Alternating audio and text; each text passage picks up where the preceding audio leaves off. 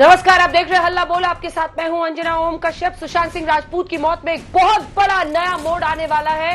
अब सुशांत की बहनें सीबीआई के सामने रिया के रिश्तों के राज खोलेंगी। जी हां, खबर ये आ रही है, सीबीआई पूछताछ करने वाली है।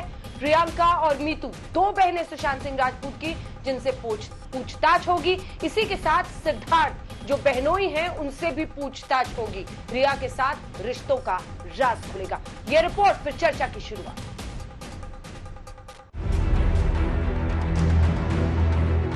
सुशांत केस के आरोपी नंबर 1 से मैराथन पूछताछ हो रही है। रिया से लगातार तीसरे दिन सीबीआई के अधिकारियों ने सवाल दागे। 28 अगस्त को 10 घंटे, 29 अगस्त को 7 घंटे और आज यानी 30 अगस्त को सुबह के 11 बजे से रिया को सीबीआई के सवालों का सामना करना पड़ रहा है। रिया के अलावा सुशांत के घर में रहने वालों से भी लगातार पूछताछ हो रही है। लेकिन खबर है कि अब सीबीआई सुशांत के परिवार वालों से भी पूछताछ करेगी। सूत्रों की माने तो सीबीआई सुशांत सिंह की बहन मीतू सिंह से पूछताछ कर सकती है। मीतू 8 जून को रिया के घर छोड़ने के बाद सुशांत के साथ ही रह रही थी। सीबीआई ये जानने की कोशिश करेगी कि 8 जून के बाद क्या हुआ था। मीतू सिंह, सिद्धार्थ पिठानी, दीपेश और नीरज सिंह को साथ में बिठाकर पूछताछ हो सकती है। साथ ही सीबीआई सुशांत की दूसरी बहन प्रियंका सिंह और उनके पति सिद्धार्थ से भी पूछताछ कर सकती है। सूत्रों की माने तो रिया लगातार सीबीआई को यह कह रही है कि जब उन्होंने सुशांत का घर छोड़ा, उसके बाद से सुशांत की मौत तक यानी 8 जून से लेकर 14 जून तक सुशांत की बहन मीतू सिंह उनके साथ रह रही थी। लिहाजा उनसे भी पूछताछ होनी चाहिए। ये बात रिया ने आज तक को दिए इंटरव्यू में भी कही थी। मैं खुद जानना चाहती हूँ, आज से 14 के बीच में ना मेरी उनसे कम्युनिकेशन रही, ना मैं वहां थी, उनकी बहन वहां थी, बाकी लोग वहां थे, मीतू जी। मैं जानना चाहती हूँ उनसे कि ऐसा क्या हुआ 8 से 14 के बीच में कि अगर उन्होंने सुसाइड कमिट किया या ये कुछ और था। मैं खुद जानना चाहती हूँ। इसीलिए सर मैंने सीबीआई इंक्वायरी मांगी थी, ये पटना के एफआईआर से पहले। जिसको आपको ये वीडियो याद होगा, इसमें सुशांत की बहन प्रियंका और उनके पति सिद्धार्थ सुशांत के अकाउंट को लेकर उनके कर्मचारी से पूछताछ करते दिखाई दे रहे हैं। अब ये दोनों भी सीबीआई के रडार पर हैं। दरअसल रिया बार बार आरोप लगाती है कि सुशांत की बहन प्रियंका ने उनके साथ अश्लील हरकतें की थी, जिसकी वजह से सुशांत काफी नाराज हुए थे। उनकी बहन और मेरे साथ एक हादसा हुआ, जो उन्होंने काफी शराब पी के मुझे इनअप्रोप्रिएटली गलत जगहों पे छूने की कोशिश की। और प्रियंका जो है, प्रियंका जी ने। और अगले दिन मैंने सुशांत को, अगले दिन मेरा शूट था, मैं चेन्नई गई थी अपनी फिल्म की मुहूर्त के लिए। मैंने सुशांत को फोन पे बताया कि उसने बोला तुम क्यों चली गई रात को, आधी रात को। मैंने बोला ऐसा ऐसा हुआ मेरे साथ। अगले दिन जब मैं चेन्नई में थी, सुशांत और उसकी बहन की आपस में खुद लड़ाई हुई इस बारे में। इस बीच सुशांत केस में ड्रग्स कनेक्शन की जांच भी आगे बढ़ रही है। मुंबई के होटलियर गौरव आर्या को कल ईडी के सामने पेश होना है, लिहाजा वो गोवा से मुंबई पहुंच रहा है। गोवा छोड़ते वक्त जब मीडिया ने उसे घेरा तो वो फुल स्पीड से भागा। इस केस से कोई लेना देना नहीं है जी। फिर भी मैं अभी अथॉरिटी ने बुलाया है, तो मैं अप्लाई कर रहा हूं। That's it. हां, दैट्स इट। एनसीबी का भी नोटिस मिला। Have you supplied any kind of drugs to Rhea Chakraborty? I have not done anything of the sort. I have no contact with him since 2017। Please let me किसी तरह का and cooperate. गौरव आर्या वही शख्स है जिसका नाम ड्रग्स को लेकर व्हाट्सएप चैट में सामने आया था।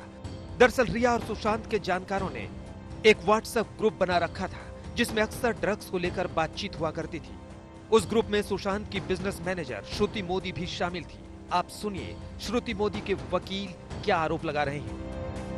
ये जो जितनी भी ड्रग्स थी, वो उनको जो सप्लाई करते थे, उनका जो ड्राइवर कम बॉडीगार्ड था सुहेल, वो एक था, और उनके 2 मित्र थे जिनका नाम है मिस्टर आयुष शर्मा और एक लड़की थी Anandi.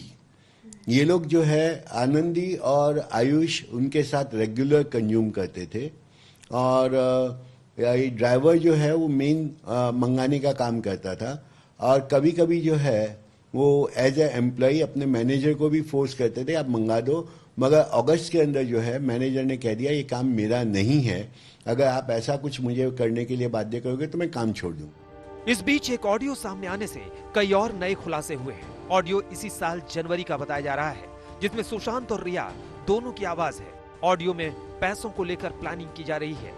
See, right now he only had his money open. Few FDs have been made now, and some are in mutual funds, and some are still open. It was badly managed earlier. We just have to be managed well. Not the highest I know, but I'm saying for someone like me, who when I know that it's just there, all I can suggest is people FD and immediately is so low that we only put a certain amount and then we did not.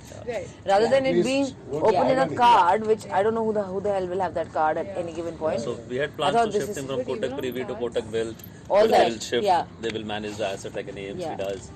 इधर CBI ने आज रिया के भाई शौविक से एक बार फिर पूछताछ की। साथ ही सैमुअल मिरांडा से भी ड्रग्स और पैसों के लेन देन पर जांच जारी है। मुंबई से शम्स ताहिर खान के साथ आज तक ब्यूरो। इस बीच शिकंजा कसता चला जा रहा है रिया चक्रवर्ती पर सीबीआई का। आइए आपको बताते हैं, सीबीआई सवाल दाग रही है कि 8 जून से 14 जून के बीच आखिर क्यों सुशांत को छोड़कर चली गई थी, क्यों फोन ब्लॉक कर दिया गया था। देखिए 8 जून को दिशा सालियान की मौत हुई थी। 8 जून को ही कथित तौर पर अनबन होने के बाद रिया चक्रवर्ती सुशांत सिंह राजपूत का घर छोड़ देती हैं, वो अपने घर चली जाती हैं। इस पर सवाल लगातार उठ रहे थे। हालांकि आज तक से एक्सक्लूसिव बातचीत में उन्होंने कहा कि मुझे सुशांत नहीं कहा था वहां से जाने को, लेकिन इस बीच सीबीआई सच तक पहुंचने की कोशिश है, क्योंकि वो रिया का वर्जन था। इस बीच आपको बता दें कि सीबीआई ने जो सवाल पूछे हैं उसमें खास तौर पर यह पूछा है कि फोन आखिर क्यों ब्लॉक किया था आपने। अगर सुशांत ने कहा था घर छोड़ने को तो फोन ब्लॉक करने की कोई वजह नहीं होनी चाहिए, बातचीत होती रहे, लेकिन फोन आखिर क्यों ब्लॉक किया था।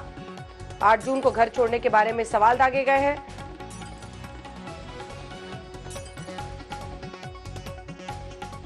इस बीच आइए आपको जल्दी से बताते हैं, संदीप सिंह वही शख्स जो कि अचानक बहुत एक्टिव हो गया था सुशांत सिंह राजपूत की मौत के बाद, जिसको लेकर कई सवाल भी खड़े हो रहे थे कि आखिर संदीप सिंह के इर्द गिर्द का ये पूरा रहस्य है क्या।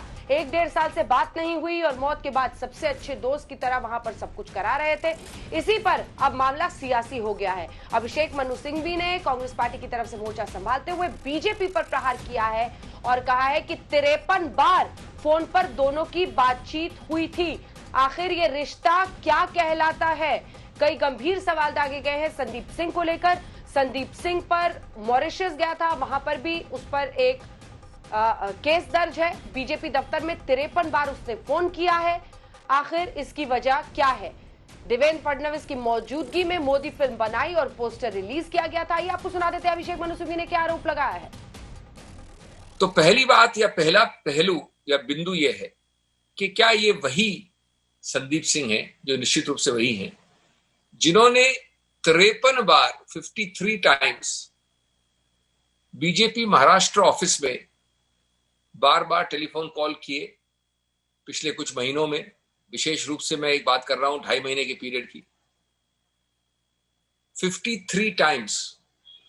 तो ये हम पहला प्रश्न पूछ रहे हैं कि कौन थे उनके आका, कौन थे उनके मेहरबान, जिससे वो सुरक्षा चक्र मांग रहे थे, या ये फोन से क्या संबंध दर्शाया जाता है, कौन लेगा इस संबंध की जिम्मेवारी और कौन खुलासा करेगा इस रहस्य का।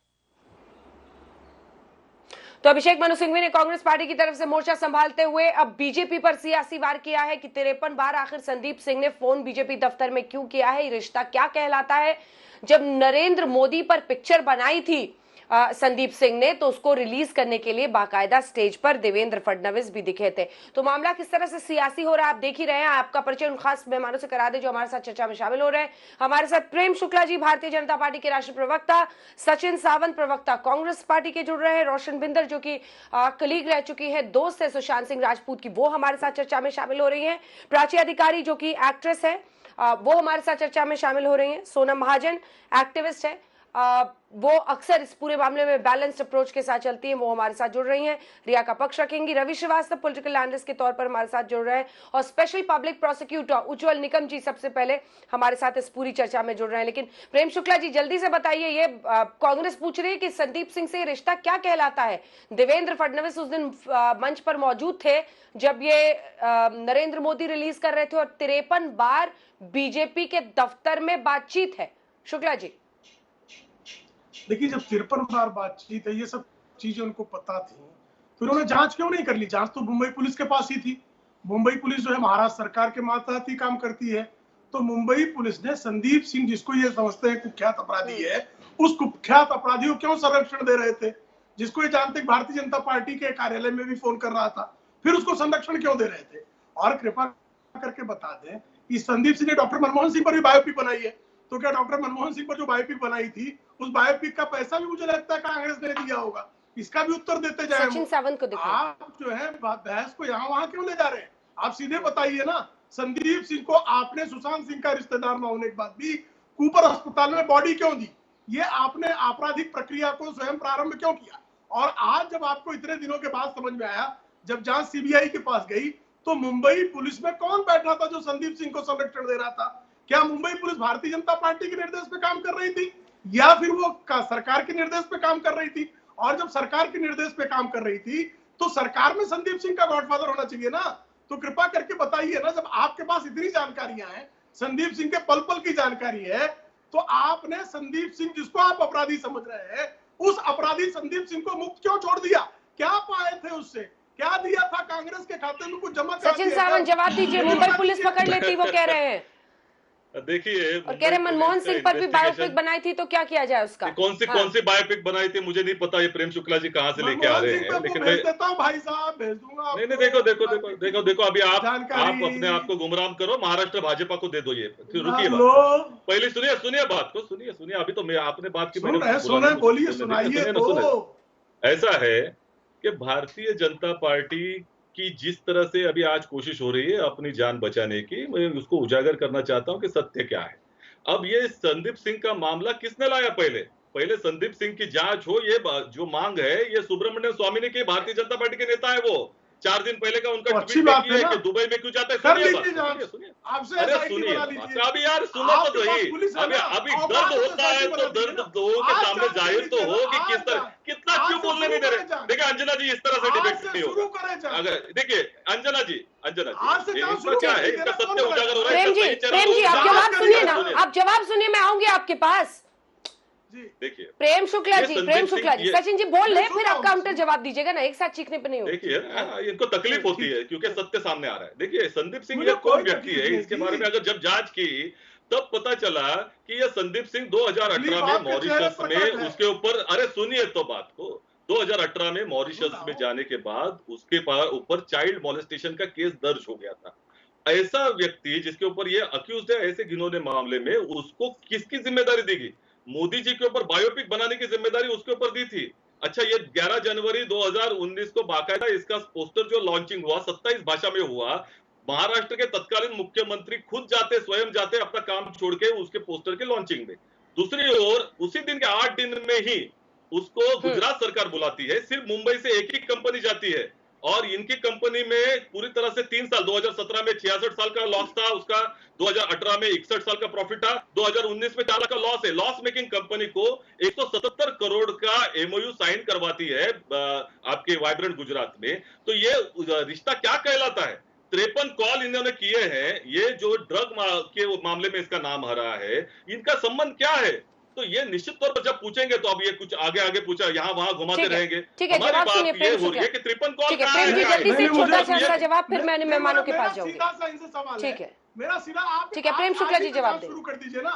आपको जांच के लिए परमिशन किसकी चाहिए? महाराष्ट्र में आपकी सरकार है, पुलिस है। आपको जब इतनी सारी जानकारियां थी, आज दिन तक संदीप सिंह की जांच क्यों नहीं की? इसका जवाब इसीलिए सीबीआई के हड़बड़ी में लेके आया। अरे भाई आप अपनी जांच क्यों नहीं करते? सुनिए बात को। अभी अंजना जी मुझे जवाब देने दीजिए। अरे आप मेरे पीछे कितना चिल्ला रहे हैं, तकलीफ हो जाएगी। आपकी तबियत का ख्याल रखिए। भारतीय जनता पार्टी को बहुत जवाब देने हैं। क्या होता है? सुनिए ना, अरे कितना तकलीफ हो गया आपको? अरे अंजना जी भी थी। तबीयत का अब ख्याल ये तो- रखिए ये तो प्रेम शुक्ला लगातार जी, बोले जा रहे हैं। इतना चिल्लाने आप से लोगों तो बोलो को ना, देखिए, लोगों को आपने समझ में नहीं आ रहा, जांच लोगों को क्यों जवाब नहीं नहीं, सचिन जी उनकी बात आप सुनने नहीं दे रहे हैं। एक सेकंड, सचिन सावंत जी उनकी बात आप सुनने नहीं दे रहे हैं ना, उनको बोलने दीजिए, फिर मैं लूंगी ना सर आपसे जवाब। और ये सिर्फ आप दोनों की बहस नहीं है, अपनी अपनी बात संक्षिप्त में रखिए। आप प्रेम शुक्ला जी कंक्लूडिंग रिमार्क क्या है वो कह रहे? हाँ ठीक है, एक एक करके प्लीज बोलिए। जांच आपने प्रेम शुक्ला जांच आपने क्यों नहीं की? आपने जांच अब तक क्यों नहीं की? और जब आपने जांच नहीं की, अब सीबीआई के पास, सीबीआई को आपने सूचना दे दी। अब सीबीआई कीजिए, यदि आपको लगता है कि आपके पास प्रमाण है तो आप जांच कीजिए ना। भारतीय जनता पार्टी खुली चुनौती देती है, कांग्रेस की सरकार जांच कर ले और जांच की आंच कांग्रेस पर ही आएगी, ये हमारा विश्वास है, क्योंकि हम निष्कलंक लोग हैं। हम आतंकवादियों, अपराधियों, बलात्कारियों, हत्यारों को संरक्षण देने वाली कांग्रेस नहीं है। ठीक है, वो तो कह रहे हैं कि जल्दबाजी में सीबीआई को इसीलिए सौंपा बचने के लिए। ठीक है संदीप जी, सचिन जी छोटा सा इसका जवाब, छोटा सा जवाब। देखिए, ये निष्कलंक ये शब्द इस्तेमाल कर रहे हैं, ये कलंक शब्द कलंकित हो जाएगा इनके नाम से। सुनिए बात को, 65 अरे कलंक शब्द कलंकित हो जाएगा आपके नाम से, आप अगर निष्कलंक बोले। सुनिए तो अभी मुझे बात नहीं करने दे रही। देखिए अंजना जी, अंजना जी, प्रेम जी बोल लेने दीजिए। अभी ये मुझे बात, प्रेम जी कितना प्रेम जी तकलीफ हो रही पूरा कर लेने है, दीजिए। तबियत का ख्याल रखिए। प्रेम शुक्ला जी, आपका नाम प्रेम है, प्रेम से बात कीजिए। मेरा तबीयत एकदम फिट है भैया। नहीं, बहुत तकलीफ हो रही है, इतना तिरस्कार, इतना द्वेष मत रखिए, आपकी तकलीफ हो जाएगी। सुनिए तो पहले तो आप सुनिए ना। अरे उच्चतम न्यायालय ने खुद कहा है कि मुंबई पुलिस सही जांच कर रही थी, उसमें कोई उन्होंने कोताही नहीं बरती थी, ये उच्चतम न्यायालय का है। अब उच्चतम न्यायालय से ऊपर हो गए क्या? सुनिए बात को। सेकंड चीज ऐसा है कि इन्वेस्टिगेशन ऑन, अरे यार फिर से आ रहे हैं आप। प्रेम जी रुकिए ना, तकलीफ हो रही है आपको, समझे। ऑन गोइंग इन्वेस्टिगेशन था, इन्वेस्टिगेशन रुका नहीं था, क्लोज नहीं किया था। ये हड़बड़ी में आपने सीबीआई ईडी लाया। अच्छा मुझे बताइए, ईडी लाने के बाद आपने क्या किया है? ईडी लाने के बाद जो 15 करोड़ सब कुछ बताया, कुछ हो रहा है? कुछ नहीं हुआ। अभी तक एक एफआईआर भी सीबीआई ने दर्ज नहीं की। इसलिए हम लोग ये चाहते हैं कि अभी ये ड्रग एंगल निकला हुआ है, जिसका भारतीय जनता पार्टी से सीधा संबंध आता है कि संदीप सिंह यह नामक व्यक्ति जो नरेंद्र मोदी मुंबई पुलिस क्या कर रही थी? अगर एक सेकंड, सचिन सावंत, ये ड्रग्स एंगल मुंबई पुलिस ने थोड़ी सामने किया है जो आप अपनी पीठ थपथपाने लगे। देखिए नहीं और ईडी ने क्या खोजा नहीं खोजा, इस पर आप क्यों अक्यूज को डिफेंड करने के लिए आगे आ रहे हैं? ईडी ने अभी तक क्या खोजा नहीं खोजा, इस पर अक्यूज को डिफेंड करने के लिए आप क्यों आ रहे हैं? आप मेरे मुंह में शब्द मत डालिए। मैं देखो, मैं 65 दिन जांच किया था बोलना है। देखिए मुंबई पुलिस ने 65 दिन जांच की थी ना सर, 65 दिन जांच की थी ना मुंबई पुलिस ने, क्या तो खोजा? 65 दिन के और 100 दिन होते। जांच क्या इतने दिन में कंक्लूड होना ये कंपलसरी है क्या? और मैं ये समझता हूं कि आज की परिस्थिति में जिस तरह से सीबीआई काम कर रही है, सीबीआई का काम सिर्फ इन्वेस्टिगेशन करना नहीं है, अंतिमतः निष्कर्ष पे जाने का काम न्यायालय में होना है। तो अभी हम रुके उसके लिए। जिस तरह से नैरेटिव बदला जा रहा है, नेपोटिज्म से यहाँ वहां घुमाते जा रहे हैं। अच्छा मुझे बताइए, प्रेम शुक्ला जी, भारतीय जनता पार्टी ने आरोप किया था कि आघाड़ी के किसी एक नेता को छुपाने के लिए, उसको संरक्षित करने के लिए ये किया जा रहा था। ये बोलने दे तो बोलूं मैं, ये तो इस तरह से एक दूसरे पे दोनों झपट रहे कि क्या बोलूं मैं। ठीक है, आप बोलिए रोशन बिंडर जी। आवाज नीचे कीजिए। नहीं, वो भी ऐसे कहते हैं कि आप भी किसी नेता को बचाने के लिए, मंत्री को बचाने के लिए कर रहे हैं, आप भी यही आरोप लगा रहे हैं। अब अन्य लोगों को भी सुनिए जरा। रोशन बिंडर जी। सबसे पहली बात तो ये कहना कि मुंबई पुलिस ने अपना पूरा काम कर लिया और सारी चीजें कर ली, नहीं, ये नहीं किया ना। अगर आज जो इतनी बात उछाल रहे कि संदीप सिंह, तो मुंबई पुलिस ने संदीप सिंह की गवाही, संदीप सिंह का वर्जन क्यों नहीं सुना? उसकी बात क्यों नहीं, उसे क्यों नहीं बुलाया गया इंट्रोगेशन के लिए? उन लोगों को बुलाया गया जो 6 साल 8 साल पहले उससे मिले थे। संदीप सिंह को क्यों नहीं बुलाया गया? ये तो मुंबई पुलिस ने नहीं बुलाया उसको, तो क्यों नहीं बुलाया गया उसको? In the state why was he not? ऐसी कितनी चीजें हैं जो कि सामने नहीं आई, जिनको रिवील नहीं किया गया। Hello, I can't hear you. बिल्कुल आपकी आवाज आ रही है। देखिए मुझे नहीं आपकी आवाज आ रही है, अगर आप सुन पा रही हैं तो देखिए अब बहन जो है प्रियंका और मीतू, उन दोनों से भी सीबीआई पूछताछ करेगी। 8 से 14 जून में क्या हुआ, ये रिया कहती है कि मैं जानना चाहती हूँ कि 8 से 14 जून में क्या हो गया। सबसे पहली बात तो मुझे ये बताइए कि वो लड़की जो 8 तारीख को घर छोड़ के चली जाती है, वो 9 तारीख को उसका मोबाइल भी ब्लॉक कर देती है। क्यों?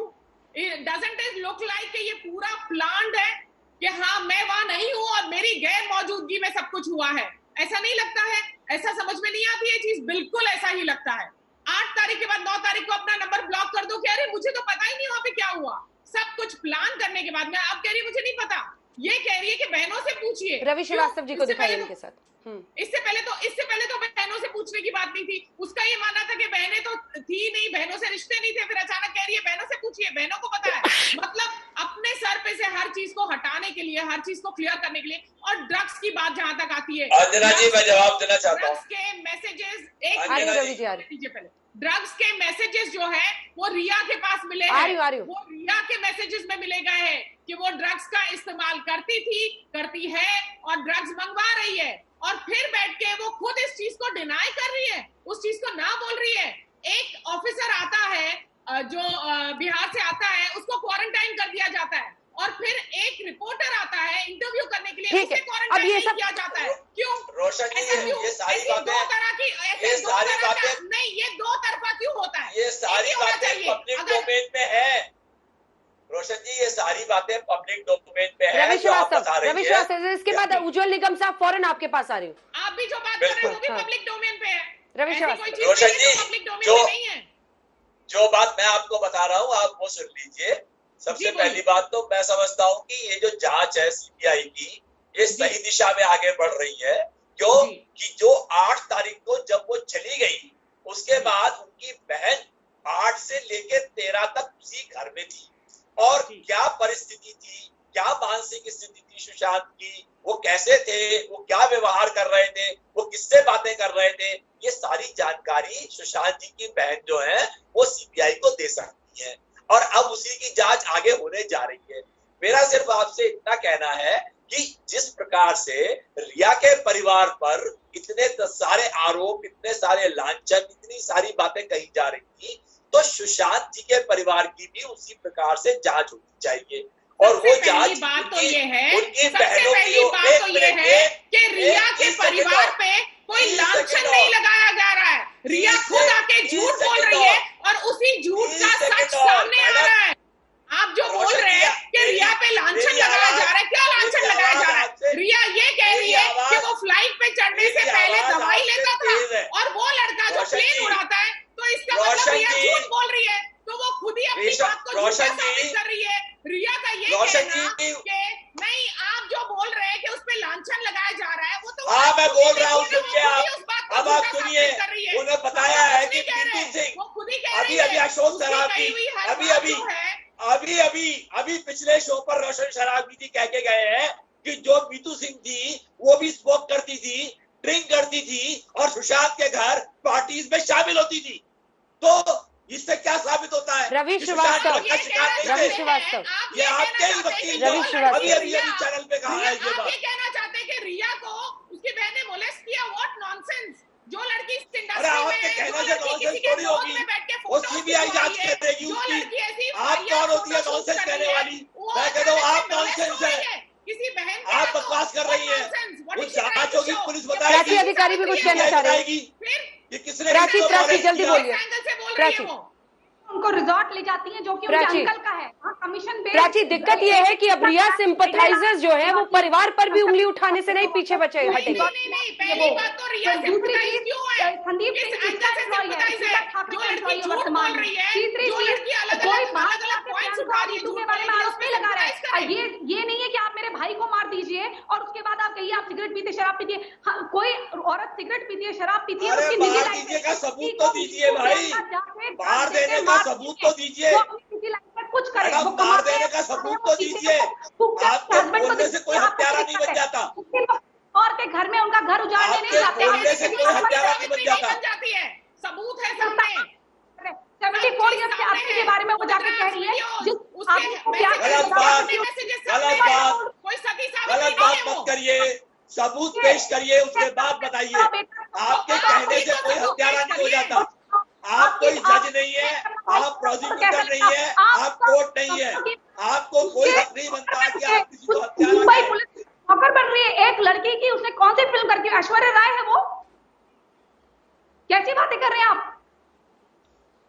मुंबई पुलिस अपनी जांच कर रही थी। मुंबई पुलिस के पास सीबीआई आ चुकी है 10 दिन से। जब उसके वो तो बड़ा, उस समय तो कमिश्नर कह रहे थे उन्होंने लिखित शिकायत नहीं दी, उन्होंने ऐसे शिकायत दी, व्हाट्सएप में शिकायत दी, इसलिए हमने काम नहीं करा। कि बहन जो पुलिस से जाती है तो उसको अरेस्ट कर लीजिए जाता है। तो वो मैसेज कर रहा था ठीक है, मैं आ रही हूँ सोनम, आपके पास भी आ रही हूँ। एक बार उज्जवल निकम जी से रिएक्शन लेते हैं। सबकी आवाज नीचे कीजिए।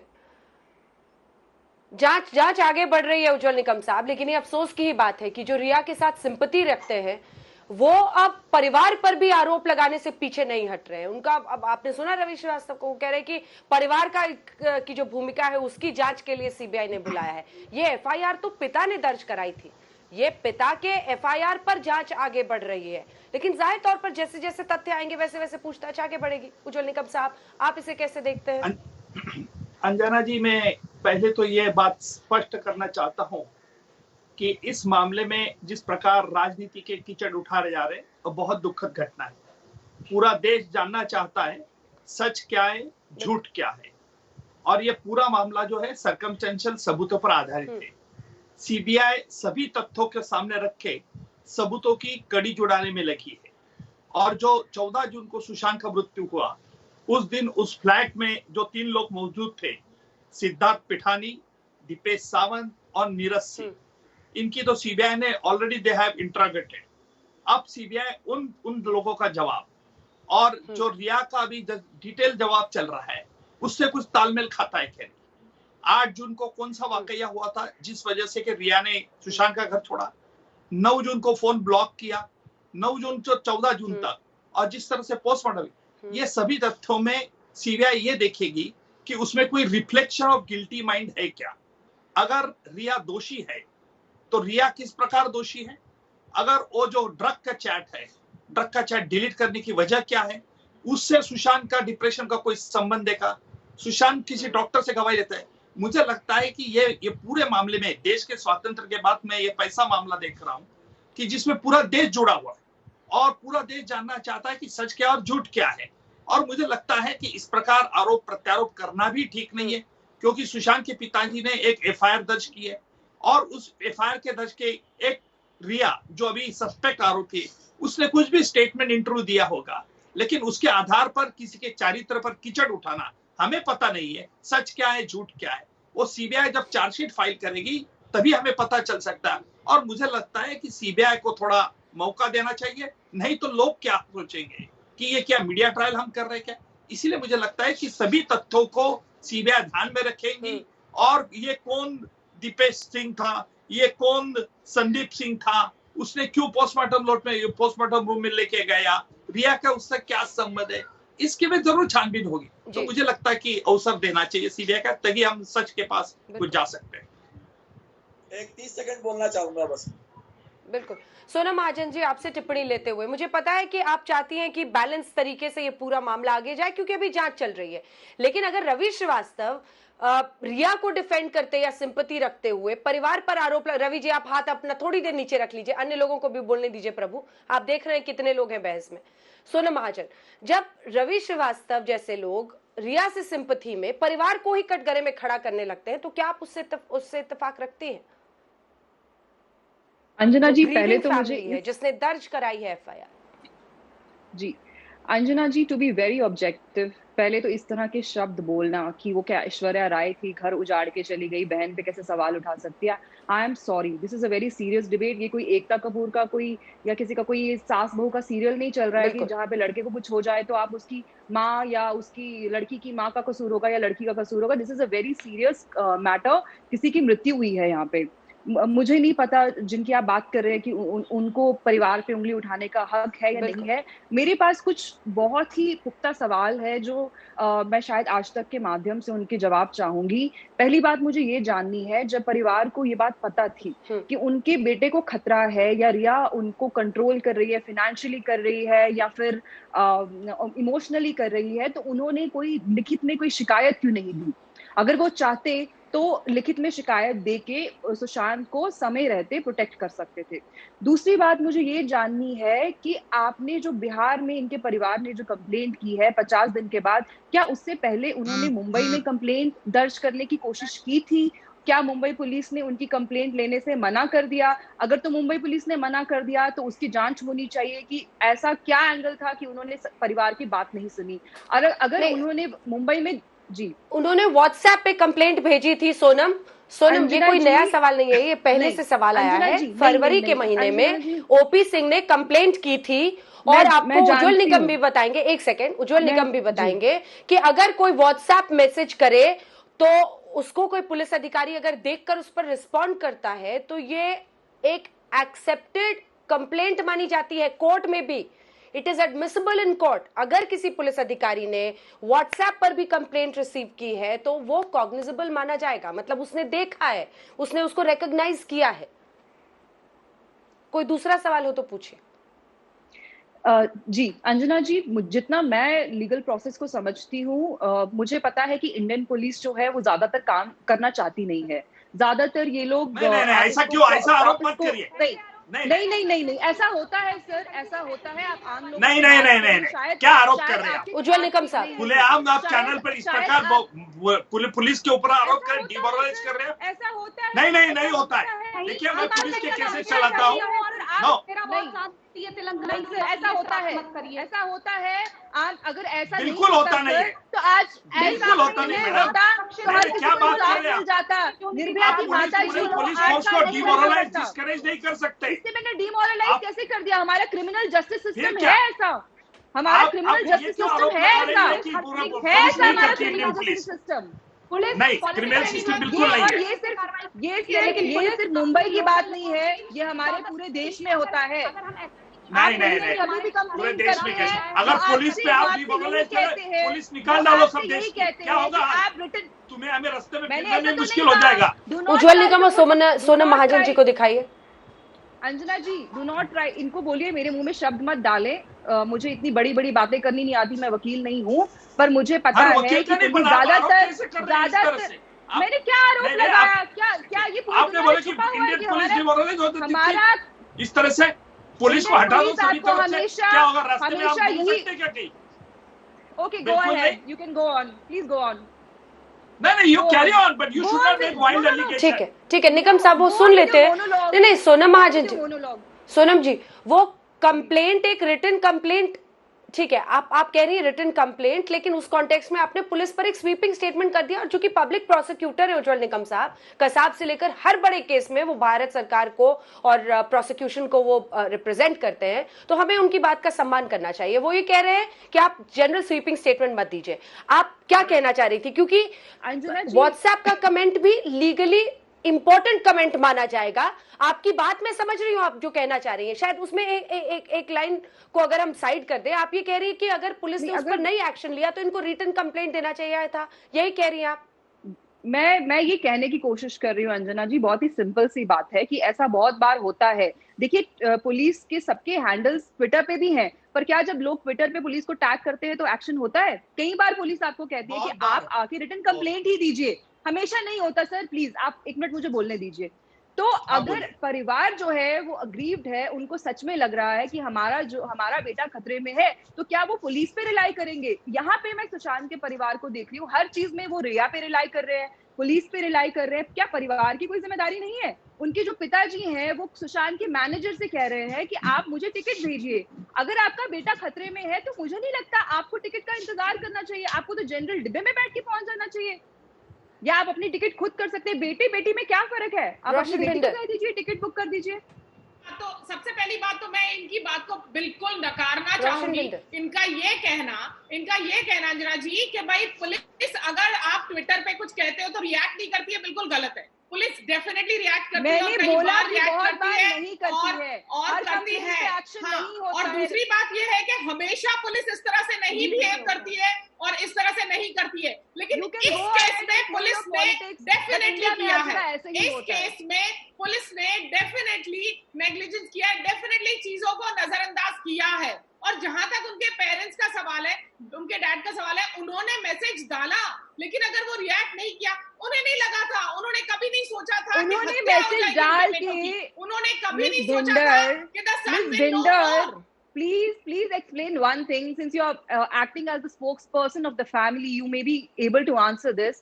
अगर आपने पुलिस में कंप्लेन की, पुलिस ने एक्शन नहीं लिया, पुलिस ने आपको बाकायदा कहा कि आप आके रिटर्न में कंप्लेन दे तो हम एक्शन लेंगे, फैमिली ने ऐसा क्यों कहा कि आप रिया को बुलाइए और उनको मुझे ये बताइए, जैसे कि अंजना जी ने कहा कि the WhatsApp complaint is also considered as a complaint. I agree with you. Police was not taking the action. तो आखिर करके क्या करते पुलिस, वो लोग क्या करते अगर उनकी बात नहीं सुनी जा रही थी? उन्होंने ये नहीं सोचा था कि उनके बेटे के साथ इतनी बड़ी बात हो जाएगी।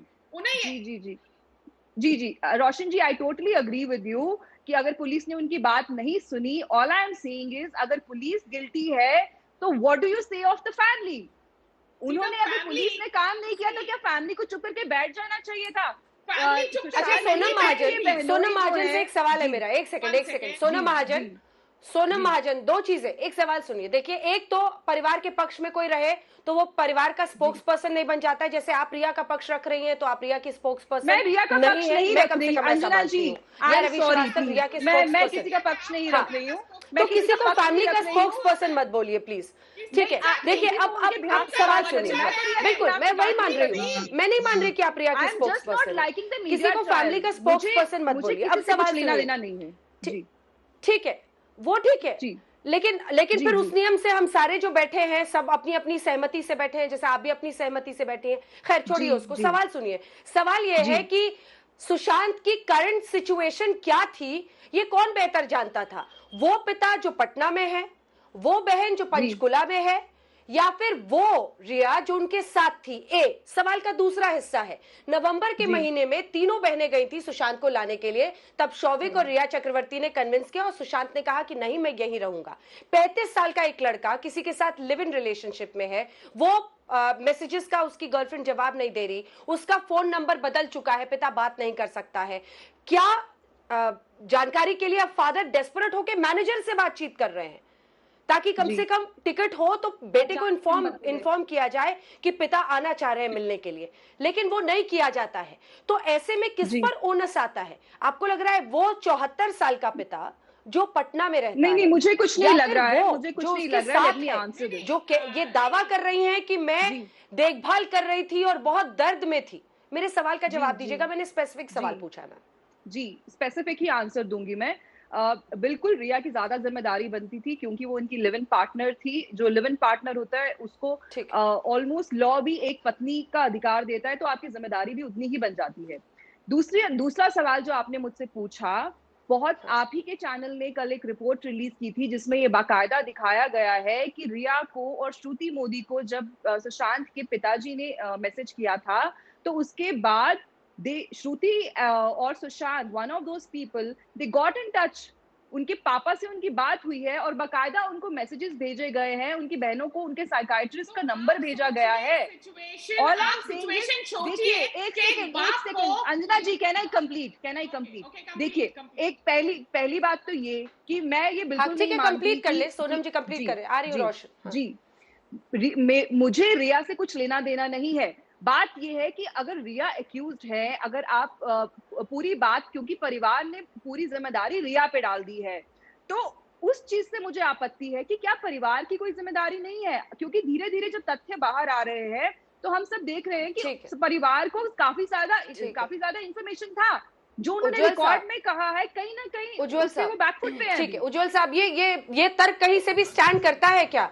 क्योंकि फैमिली ये कह रहा है कि बार बार हम कोशिश कर रहे थे, बीच बीच में संपर्क हो रहा था, लेकिन पूरी तरह से बातचीत। और 35 साल का लड़का है, वो एक लिव इन रिलेशनशिप में है, जो गर्लफ्रेंड है वो बातचीत नहीं करती है, वो रिस्पॉन्ड नहीं करती। उसने इंटरव्यू में भी ओपनली एक्सेप्ट किया है कि मेरे रिश्ते उनके साथ कुछ खास नहीं थे और अब तो आरोप ही लग गए। ऐसे में क्या जो शख्स उसके साथ है उसकी जिम्मेदारी नहीं होती है? खास तौर पर जब आप खुद ही कह रहे हैं कि वो मेंटल हेल्थ से जूझ रहे थे, ऐसे मेंटल हेल्थ से जूझने वाले व्यक्ति को छोड़कर जाना, फिर मोबाइल ब्लॉक कर देना, ये सब तो ऐसी चीजें हैं जिसकी जिम्मेदारी ढूंढी जाएगी। उज्जवल निकम साहब।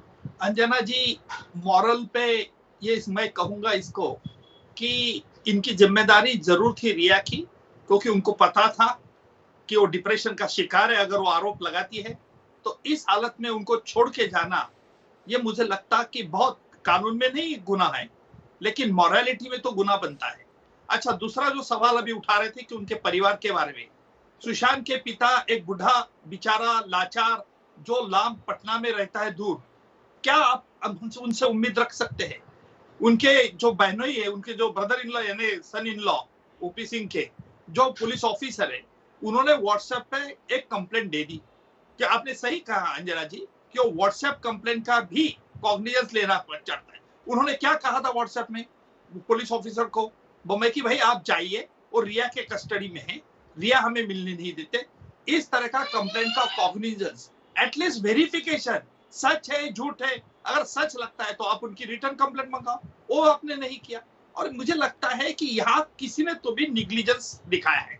निग्लिजेंस क्यों दिखाए वो बाकी के डिपार्टमेंटल इंक्वायरी उनकी होती रहेगी, पर हमें ये जानने की कोशिश करना चाहिए कि 14 जून को ऐसा कौन सा वाकया हुआ था कि जिस वजह से सुशांत जी का मृत्यु हुआ, और इसका जवाब देने की पूरी जिम्मेदारी सिद्धार्थ पिठानी, दीपेश सावंत, नीरज सिंह इनके ऊपर है। और इतना ही नहीं तो रिया एक ऐसी कड़ी है कि रिया ने मान भी लिया था, माना तो नहीं ऑन खुलेआम इंटरव्यू में कि वो ड्रग्स लेती थी क्या नहीं लेती थी, लेकिन अगर व्हाट्सएप के आप उसके रिट्रीव किए गए और व्हाट्सएप डिलीट कर देते तो मुझे लगता है कि क्यों डिलीट किए गए। और जहां तक सुशांत को डिप्रेशन की कौन सी दवाई दी जाती है, जो दवाई उन्होंने कही रिया ने, और एक डॉक्टर ने तो नकार दिया इंटरव्यू में। फिर ये सीबीआई अभी इसकी खोज निकालेगी, इसकी जांच करेगी कि सच क्या है झूठ क्या है, रिया सच बोल रही है क्या झूठ बोल रही है, अगर रिया सच बोल रही है तो कौन जिम्मेदार है, क्यों कदम सुशांत ने ऐसा उठाया। मुझे लगता है कि सर्कमटेंशियल ये पूरा मामला होने के कारण उसकी तार सीबीआई जरूर जांच जुड़ेगी और ये भी देखेगी कि जो दिशा सलियन का जो उसने सुसाइड की, जो उसकी फाइनेंस सेक्रेटरी थी, क्यों उसने सुसाइड की। मुझे लगता है कि बंबई पुलिस ने भी अभी भी उसको 174 के तहत फाइनल इंक्वायरी नहीं की जो करना चाहती। शायद सीबीआई ये भी तलाश सकती है कि क्या जांच का कारण है, और इससे मुझे लगता है कि पूरा मामला ये अभी सस्पिशियस बन गया है जिस तरह से स्टोरी बाहर आ रहा है। और मुझे लगता है कि ये सस्पिशियस जड़ तक जाना बहुत जरूरी है ताकि लोग आम आदमी का कानून का विश्वास हो जाएगा और आम आदमी सुशांत के मृत्यु के बारे में उनकी तार जुड़े। बिल्कुल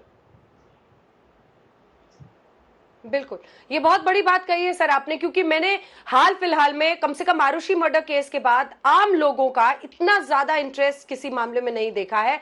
आप कहीं पर जाइए, किसी से बातचीत कीजिए, जबरदस्त तरीके से लोग इसमें इंटरेस्टेड रहते हैं। लेकिन फिर भी सावंत साहब, ये बड़े बड़े लूप होल्स हैं मुंबई पुलिस की जांच के, जो 65 दिन तक वो कर रहे थे, जिसमें आपने कहा कि कोई टाइमलाइन तो होता नहीं है। आप देखिए कि कितने बड़े बड़े लूप होल्स थे। ये व्हाट्सएप चैट रिट्रीव करके 7 से 8 दिन में सीबीआई ने तमाम बातें सामने रख दी, और यहाँ पर मुंबई पुलिस को तो प्रोडक्शन हाउसेस को इंटरोगेट करने से फुर्सत ही नहीं मिल रही थी। बिल्कुल देखिए, पहली चीज मुंबई पुलिस ये तो नहीं कर रही थी कि कुछ बातें लीक करे और मीडिया के सामने चर्चा हो। तो यहाँ की बात ऐसी है कि इन्वेस्टिगेशन के जो मामले हैं वो पूरी तरह से गोपनीय रखे जाते हैं, उसके बारे में जांच होती है, और मैं समझता हूँ कि वो न्यायालय में जाके अभी सीबीआई करेगी जो भी करना है, और जो भी दोषी हैं उनको पर सजा हो, सबके सामने आए। सचिन सावंत जी, सचिन सावंत जी, सिद्धार्थ पिठानी ने मुंबई पुलिस को जो मेल लिखी थी, एक सेकंड सर, एक सेकंड, काउंटर क्वेश्चन है ना सर। सिद्धार्थ पिठानी ने मुंबई पुलिस को जो मेल लिखी थी कि ओपी सिंह मुझ पर दबाव डाल रहे हैं कुछ बोलने को, वो मेल तो मुंबई पुलिस ने ही सामने रखी होगी। किसने दी वो मेल फिर पब्लिक डोमेन में? देखिए, मैं वही अभी आज तो सिर्फ मुंबई पुलिस के इतना ही कहना चाहूंगा। देखिए, मुंबई पुलिस ने किस तरह से किया है इसका जवाब उच्चतम न्यायालय ने दिया है। उच्चतम न्यायालय के सामने था, उच्चतम न्यायालय ने कहा है कि मुंबई पुलिस ने अच्छा काम किया है। तो ये प्रश्न नहीं उठता। अब ये कंगोरे ढूंढना, इसके बारे में छोटी छोटी बातें ढूंढना, मैं ये समझता हूँ कि उच्चतम न्यायालय ने देखा होगा। जहां तक बात है, अभी ये केस सीबीआई के सामने है, सीबीआई अच्छी तरह से काम करे, उसका निष्कर्ष निकाले, सत्य लोगों के सामने, यही हमारी इच्छा है, मंशा है। लेकिन जहां तक बात ये है कि ये सिर्फ भारतीय जनता पार्टी को न छोड़े। आप डिफेंड कर रहे थे ना सर मुंबई पुलिस को कि मुंबई पुलिस लीक नहीं करती है, तब मैंने बोला। ठीक है, प्रेम शुक्ला, छोटा सा कमेंट सर, ब्रेक का टाइम हो रहा है सावंत साहब, छोटा सा comment. Prem Shukla, Mumbai police OP Singh की कंप्लेंट का कॉग्निजेंस नहीं लेती है। मुंबई पुलिस जो है सिर्फ प्रोड्यूसर्स के कुछ प्रोडक्शन हाउसेस को छोड़ के इस मामले की सखोल जांच नहीं करती है, गहराई तक जांच नहीं करती है। और जांच ना करने के बाद ही मुंबई पुलिस को सर्टिफिकेट देते हैं। अरे साहब, संदीप सिंह को मुंबई पुलिस ने बुला लिया होता। जिस संदीप सिंह को आप अपराधी समझते हैं, उच्चतम न्यायालय से भी आप जान मुझे और संदीप 53 कॉल कहां से आए? प्रेम शुक्ला जी, 53 कॉल तो सही, वो कहां से आए? संदीप शुक्ला तो क्यों बात कर रहा था? अरे वही तो किससे बात कर रहा था, आप बताइए।